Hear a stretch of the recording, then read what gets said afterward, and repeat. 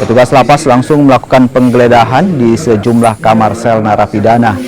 Dari hasil penggeledahan, petugas menyita sejumlah barang milik narapidana karena dianggap dapat mengganggu keamanan.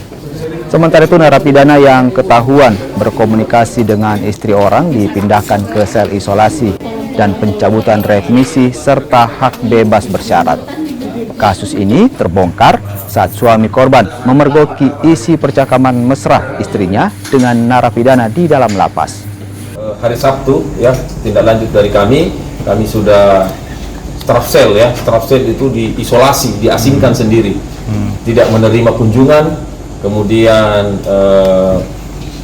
tidak menerima titipan makanan ya, tidak ada akses ya di dalam kamar ya, 2 kali 6 hari. Ya, kalau memang diperlukan kita perpanjang lagi.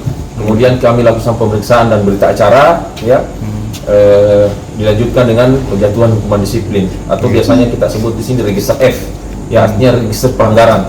Kalau sudah masuk register F, ya otomatis warga binaan tersebut untuk sementara waktu, ya tidak bisa mendapatkan hak-haknya remisi maupun bebas bersyarat.